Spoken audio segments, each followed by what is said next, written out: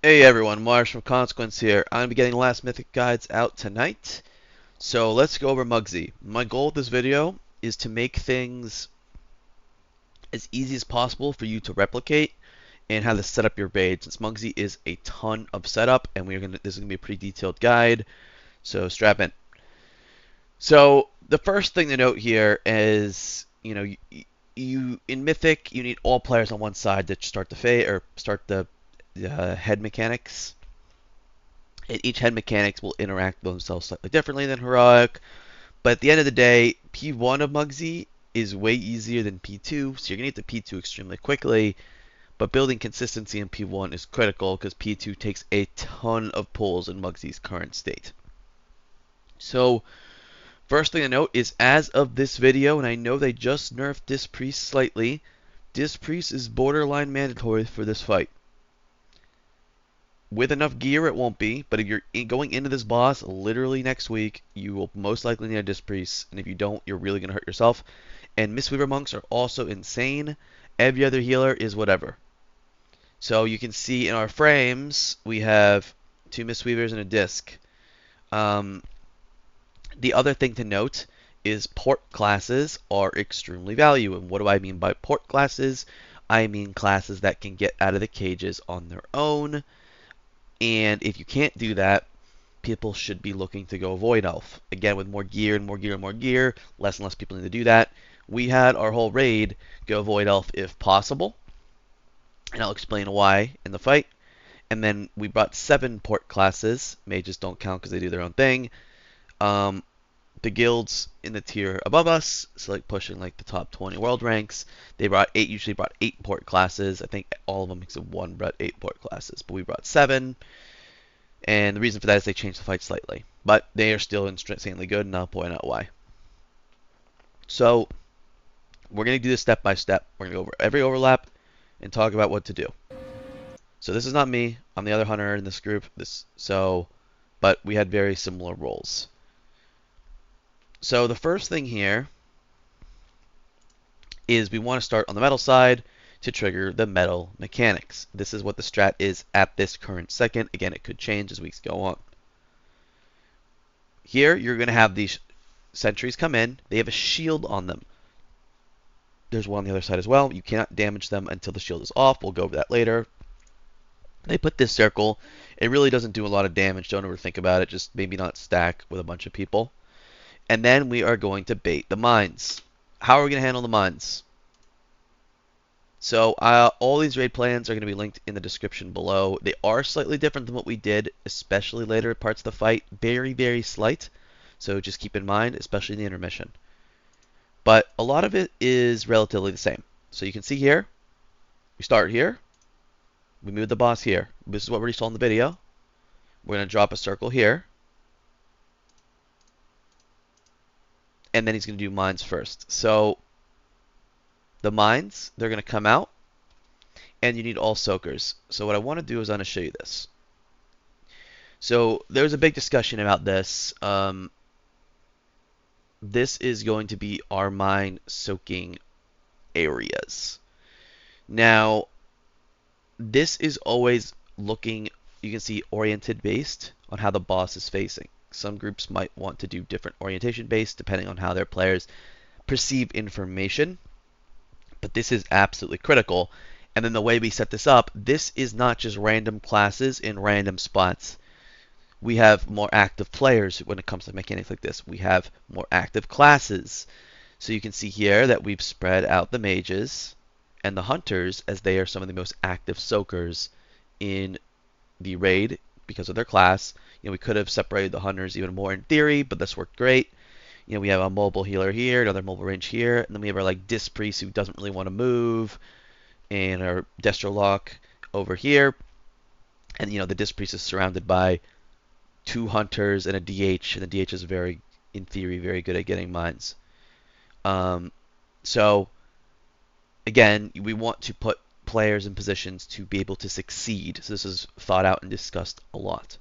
So what you're going to see in the video is you're going to see players pre-standing in their spots. So this makes sense. You can see that this is right here. He's in the exact spot he needs to be.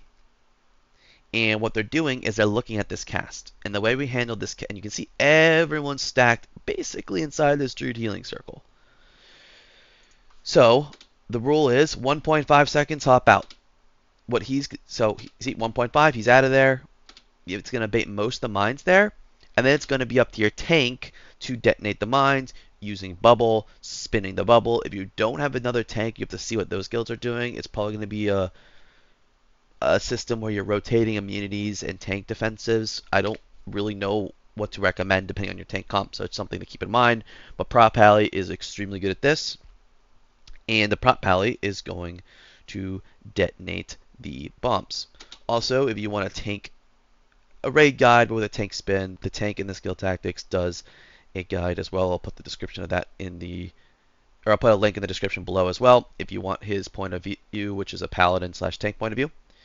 You can see here, we're grabbing the soaks, and everyone's getting involved. P1 damage is irrelevant, and it will stay irrelevant depending on if they nerf until they nerf the fight, it'll be irrelevant. Because we need everything up for P2 to kill the boss. So, the tank soak comes out, and you want this player like clipping into the wall here. There's a few strats that you can do with this. This is the one we chose. And then this tank soak is going to go over the metal side, and the spray and pray is going to go to the dirt side. And you can notice here the player is going to step back to give the melee room. This is going to go to the dirt. Now what you're seeing here is you see a player here. And this is one of the reasons I picked this POV. And why this happens, you can see in the raid plan, is here. So, okay, point the tank thing here, point the spray and pray here. If you don't have them, you come over here. When you're done with them, you come over here. Then you see, oh, why is there a mage and a hunter here? Well, it's because they need to trigger the phase. Remember, the phase triggers off of 20 players on one side. The reason you saw a mage in this sheet, and you can use any class, honestly, but mages and hunters are the best. I was shot calling the fight for a lot of it, so it wasn't me. But we had one of our mages and our hunter just like stare at the energy right before it's about to phase. You're going to see him cross sides and trigger the phase. If he gets the spray and pray, then it's up to the second person to do it. So that's why it's like this. And you can see here, he's going to switch over red at 99, and it is going to trigger the phase. So all makes sense. You have a backup and you have your primary. So next, we are going to get prisons. These prisons are just going to be left and right, and you don't need to overthink it. Now, when he gets prisons, I will show off the weak aura, but the general, I think he gets prisons this fight. I'll bring up a VOD of someone getting it. The general gist of the prisons is follow the weak aura blindly. Follow the weak aura blindly. Follow the weak aura blindly. Mages like to alter around and confuse people, and it will cause wipes. If you get this, you just go to your spot and you plant. You do not think about anything else. This is the left-right one. This is the easy set. And you can see our evoker rescued someone out. You can rescue people out very easily. You can also grip people out kind of hard, especially for a healer priest. So we just basically just relied on rescues if needed. But, you know, let's figure out who's going in these cages and why. So we did this, and you can see here, left cage and right cage. The healers will always kick first. Mistweavers are insane. If you don't have a healer you can kick, you're going to have to revisit this. But anyone in the raid, you know, any DPS in the raid can get a jail. One will go left, one will go right, depending on the weak aura. And then the warlock and one of the Mistweavers is always going at green, and the Windwalker monk and the other Mistweaver is going into right. Windwalkers are the best class in the game for this mechanic. We have two Windwalkers. One of them would be going in here, but you have to work with what you have. So 1, 2, and you can see here that the DPS, I think we had our healers taunt, but someone has to basically taunt the frontal away. If you taunt, you'll get aggro on the ad, and you can move the shakedown away from the other player and bait it every time. So you can see this is how we did it. Now, what do we do next? Oh, also there's this kick. If this goes off, it puts a shield on the boss. Not great. So next he's going to do is tank it, and then the pally is just going to run in the back there. You can see him back there putting all the gold in one spot. Again, if you want a video on that, there's another guide.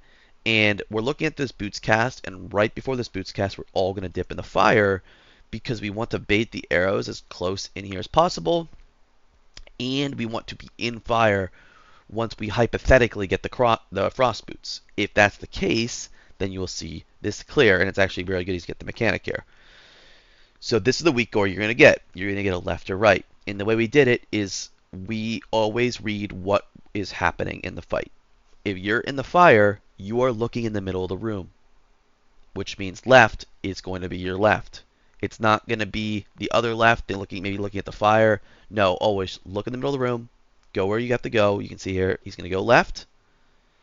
And you want to make sure that each of these players are going to hit one of the walls. So this player here, this is not the greatest bait in the world, but what's going to happen is it's going to hit this wall, and this one's going to hit this wall. If both arrows are here, it would be this wall and this wall. But this is going to work. Both those walls go down, and they move. Now, what's also good about port classes is look at how this looks. When this breaks, where is the wall broken? Right? In theory, if the player doesn't get out, they need to break this wall. Okay? Both of them ported out, and in this one, both of them ported out, and a rescue occurred. So all the walls are up. Look what happens when these frost shoes are messed up. This is slightly off. If this wall wasn't here, this player would have to identify that and stand here. Doable, but it will reduce wipes. Again, port classes, extremely good for that reason. Now we're going to get a finger gun, and you can see here that the warlock is positioning over here. He's just going to look at the finger gun, and then he's going to step over, and he wants to be able to cleave these two down. Your Destro Lock should 100% be doing that. But you can see the mage is over here being the backup, and the hunter is doing the trigger again. The hunter did not get the spray and pray, or sorry, the finger gun. So he's waiting, and he's going to step over, and this shocker is going to go down. He's targeting it down. It can also just die the passive cleave. This is something that I noticed ranged players doing in general is they started hitting the dudes whenever their shields were down because we were holding damage so long. But ideally, just like the boss groups of that thing instantly dies. And now we're back to mines. Same positioning as before, but there's going to be one extra mine. So the paladins, basically, you can look at his video, but I'm pretty sure the way this goes is he's going to pop one, then our Windwalker monk's going to pop one with their defensive, and then the paladin's going to pop the rest. Same concept, you're going to catch. I will say right now, and I didn't mention this before, the number one wiper on this fight is mine hits that are not done by the tank or the assigned player. You cannot hit a mine. I do not care if you're AFK from the boss for 15 seconds doing absolutely nothing. You are just going to wipe your raid constantly, and you're going to look absolutely horrendous on your logs taking the mine hits. Notice how you can also stand in two like this. So you can see here a lot of our melee are off the boss.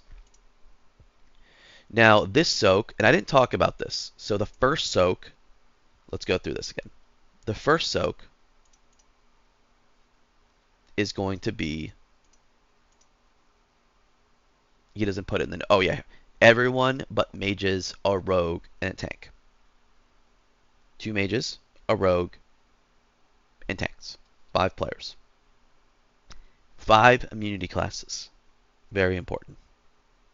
The reason for that is because if you don't have the debuff, you can get targeted a second time.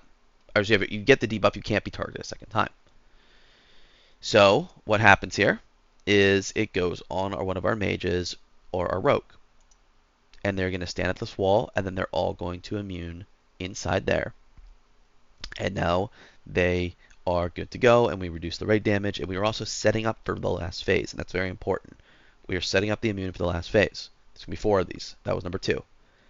Then you're going to have the tank frontal. take the tank funnel the dirt. He's going to run out with this. And then the spray and pray is going to go to metal. Now, let's talk about this because there's a lot going on here as well. For starters, you can see there's an iron bark on this player. We had assigned externals for every single solo hit, spray and pray, finger gun, the tank line. In Prague, it wasn't always up because healers were using on themselves a lot to live or on random people during the bomb sets. But the better we got, the more consistent it got.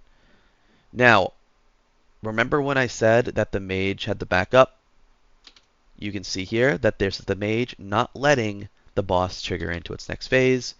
So because it's a BM hunter, he's just going to come over, he's going to swap with the mage, and he's going to come over right at 99. But theoretically, you could just have the mage trigger that set. So we're going to group up here for healing. Important to group up because there's so much mana requirement on this fight that every bit of mana healers can save can add up. And now we're going to set up over here. So, okay, this is what I mean with the weak aura. We'll talk about this now. This weak aura, he doesn't get a circle, but he's going in a cage. So what does this mean? He's going the front left. We can hop over there in the raid plan and take a look. Here's what I was talking about with the hits. Finger gun. Mines. Here we go. So what's happening here is we have assignments for the cages. And this is all done in the weak aura, by the way. I can talk about that very briefly if you want. But front right, which is we deemed here as a DH and a healer. Front left as a Windwalker monk, a hunter, and then a mage just tanking the damage, but then he's doing the mage blinking and altering, spreading ignite thing. And then a warlock, Mistweaver, and another mage tanking the hit, reducing the damage, doing the warlock thing, or doing the mage thing. So these mages are really just tanking the hit, and they're not really staying in there. So, let's look at the weak aura. This weak aura will appear. He knows he's going to get this every single time unless he gets by a cage, so he's going to pre-stand there. But if you're just a normal player here, you follow this weak aura to, a fault. And it's all based on orientation. So if he was turned around, this would be this would be the spot here, which is in between. You have to think of this as the fire pole. Okay, this is the fire pole. So this is going to be the far one, which is you can see this person going away. And this is going to be this one. And it has the green dot. I'm next to the fire pool, and I'm going in. And he's going to void elf out. So, and now we just have port glasses in there. And again, the fire's coming. And let's talk about this fire. So this fire you can see is all up on this wall. Let's see if he does it or not. But you can see here we're standing the fire but taking no damage. This is because we're Z-axising the fire. So right at 0 here, he's going to jump. He's going to take the fire damage. And if he got frost shoes, it's going to instantly clear. And you can see everyone jumping up. And when it clears, they're going to go behind a wall. And they're going to break it. Etc. Now, here's a problem. See how this got extra breaks here? More like, if you could pour it out, then that wouldn't be an issue. So, next we have finger gun, and the finger gun hits. Oh, let's talk about the note, sorry. This is the note. It's probably really blurry, but it's basically just creating the priority on where to take, or where this go in each soak. So, if you follow the liquid instructions, it should be very easy, but, just telling you now, Mistweavers, Windwalkers, Hunters, BM Hunters are pretty good at it. DHs are extremely good at it. And once you get past that, it's like your tankier classes, so we had like our DK do it. We had our Enhanced Shaman do it, not a very tanky class, but a class we can get a lot of kicks. And we'll talk about that in the last phase, about who we want to leave out. But the Enhanced is not something we wanted to leave out. So, we'll get here. Regardless, we'll come back. Move the boss over. Finger gun. Hitting both of these. If you miss one, just wiggle a little. And we want our range to pre-stand out and hit this. You can see he's out here. Some of our other range are over here. You can see them scooting up. And the range are just killing this off. Now at this point, your 2 minutes are probably going to be coming back up. And you want to hold them. Unless you're early in prog and you're trying to get the P2. So you're going to hold your 2 minutes here. The range are going to take this shocker out of the fight so it doesn't harass you during the bombs. And now we're going to set up for our mines. Same concept. You go to your spots. We're going to watch the timer. Sidestep, looking, sidestep, sidestep, sidestep, and out. And then active soakers. You notice here we also have a grip totem to keep them in place. And then everyone's soaking. Everyone's soaking. And now what's going to happen is you're going to get the last soak. This is going to go to skull, which is dead center. Oh, it was slightly off, which is going to cause slight problems, but mostly dead center. And you can see here that players are going to favor the edge of the soak. So you can see no one's in the dead center except for him. Everyone else is at the side. They get it. They step out to reduce the raid damage. This Rocketeer, the range can open up on it, and then the melee can cleave it. Early in your prog, you're going to want to push the boss at Intermission ASAP to see it, but here we are just killing the Rocketeer, and we don't want to push him. And then there's two important things that happen at the end of this phase that we are not very consistent on. The first is going to be your tank soak, your tank line, right? So you can see it here, and it is critical this goes over to the dirt side. I cannot stress that enough. Absolutely critical. They're going to get it, and they're going to step out. And why is it critical? Because this guy cannot trigger the phase. So you can see he's positioning back here, which is a little riskier, but earlier in prog, he was over here with this the backup mages. And if that tank circle was there, he was out of range of healing and would tick out. That circle is huge. The spray and pray, you can kind of like weave it right down here. But now we're good. And it's critical to note that he does not trigger this. If he triggers this, Moxie will gain a stack, and the last phase will become basically unhealable. So we're making sure we're milking as long as possible, mostly for healing CDs. Any damage in this cast is just free damage, but that is the plan, is to milk for healing. And then once you get to this phase, you lust and you burn as hard as possible.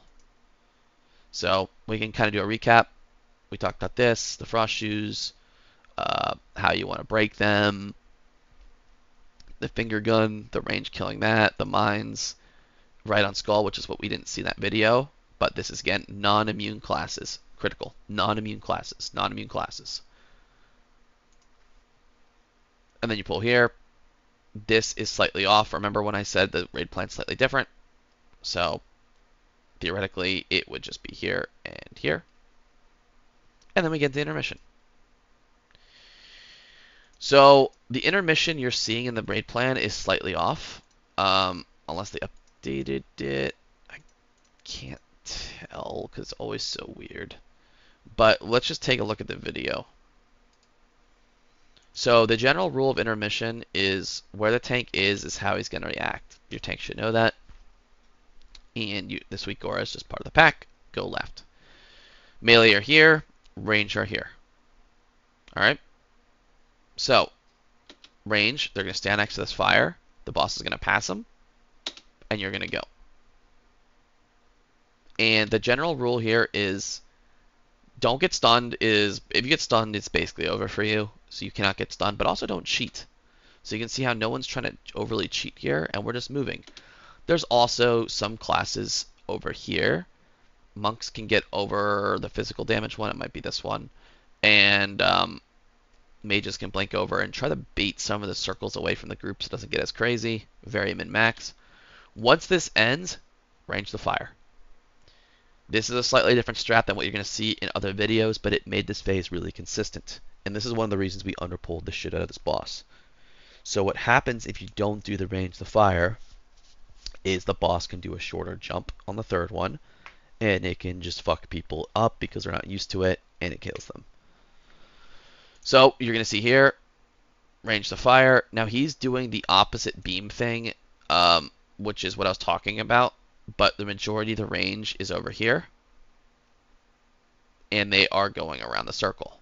So you can see here we have some players trying to bait on this far side just to clean it up, but the majority of the range, right back to fire. Right back to fire. And again, he's going to do the opposite one with these players. And then the idea here is we don't want him to do that short jump, but we also want him to phase right at this line. This is critical that he phases here. So we get him right where we want him. We bring him in the metal side with a little movement. And we get mines instantly. This set's going to be one of your biggest wipe points in P2. Oh, also one thing to know about the intermission is that there's a few bugs. The biggest one being, well, the short charge is one of them. That's probably the most annoying bug.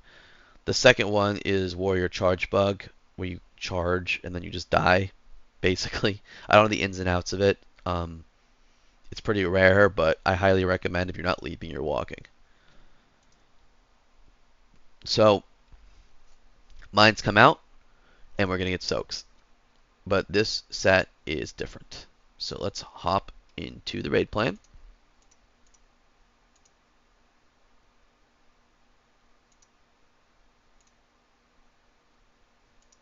So, different positionings for P2. And why is there different positionings? Well, because we want to leave certain mines up, we want to have more soakers in different areas. Also, we want more classes easier access to the next area. Now, hypothetically, we could have moved one or two people back over here, but you can see some of our big time soakers are over here. We got Hunter, Mage, a Hunter, DH. Those are some of your big time soakers. And also notice that your Disc Priest is in the shortest path of resistance because they are hard carrying this. And you can see all the healers have a short path of resistance because it is extremely hard fight to heal in the last phase. 1, 2, 3, 4, 5. All healers clumped up. They're getting extra help. And that's how it's going to be. So let's take a look. Same concept though. This time though, you're going to leave 2 mines up. So this is your prop pally. You milked the P1 damage for your healers mainly, but also for your prop pally with bubble. So he's going to bubble for this, and you can see that the soaks are coming out. You cannot hit a mine, you cannot hit a mine, you cannot hit a mine. Now, what's happening here is the remaining 2 mines are being CC'd, and we're going to dip into the fire, and we want to hit 1 mine each and freeze them both, just like this. Alright, and ideally they're on the metal side here.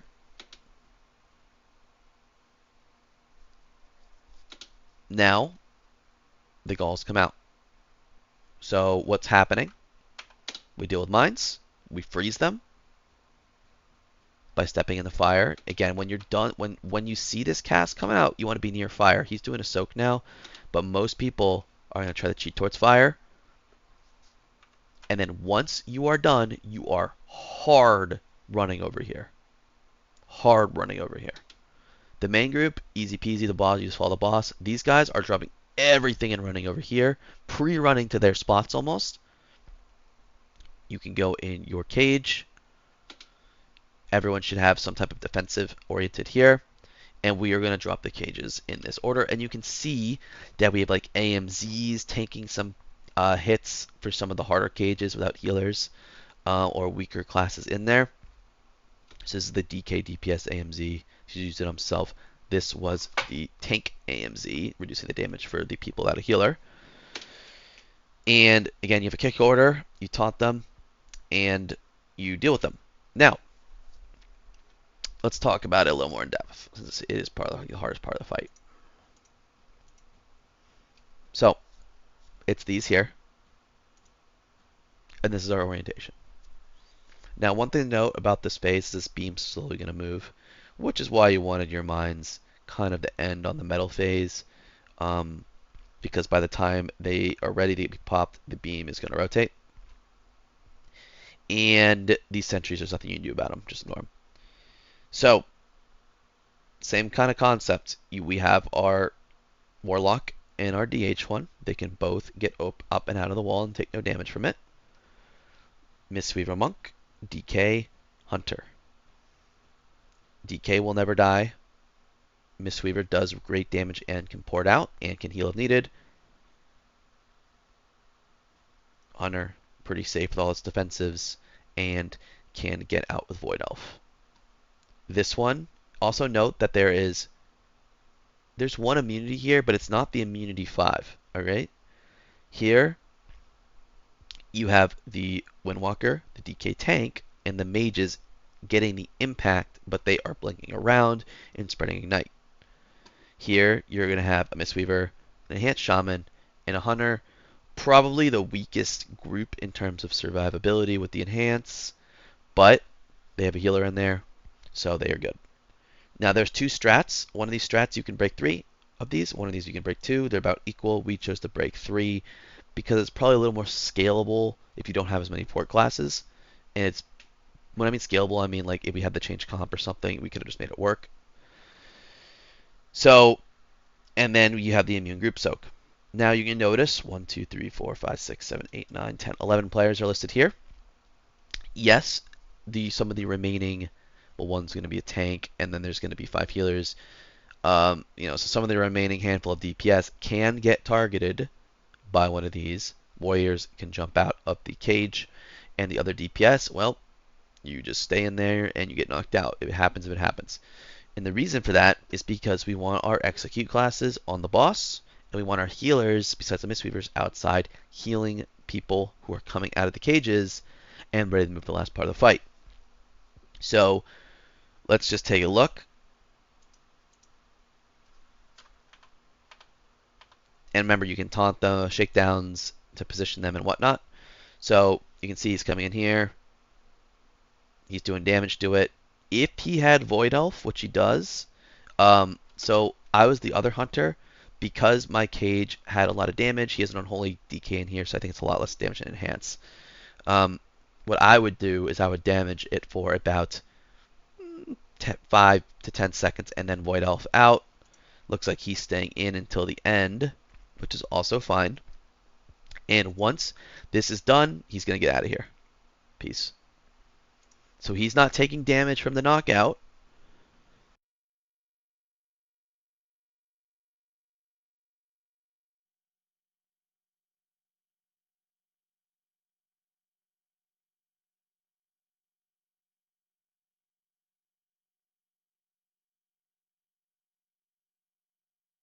About that. My mic died. That was weird. But he's not going to take damage from the knockout. Alright. And he's able to get out of earlier cages as needed. And you can see, oh my god, that cast's going off. So that little miss kick probably gave the boss a tiny bit of HP. But you can see now all of them are breaking. But let's talk about the immunity, because this is the other part of it. So this immune is going to position in a way like this, where it's hitting all 3 walls. Now the Mistweaver and the other Mistweaver, sorry, it's not Mistweaver, that is a Windwalker. So the Windwalker is at the back here, so it's not in the circle. And if some random DPS got picked here, they would stand here as well. And the immune classes are all going to step in this. We have Hunter strategically placed here and here. If we need a backup immune, they could step in Turtle as well. But the idea is to break all 3 of these walls for an easy exit. So he Void Elves out, but like the Enhanced Shaman, will have to walk through the fire to be able to get out. And you'll probably see him walk through the fire, get chunked slightly. There it is. And now he's good. And again, you can see here that since all the healers are out, except for the Mistweavers who just do a ton of damage and do kicks, the raid's starting to get healthy again. We're going to move over here. We're going to get this finger gun. And there's 2 options for this. one option is to try to hit all 4 of these. 1, 2, 3, 4. And you can see that this one was actually missed. So ideally, he should have wiggled a little. I think this is like the only pull we missed this. But it stuns them, and the ones here will like die immediately. So these will stop doing damage to you for like 15 seconds. But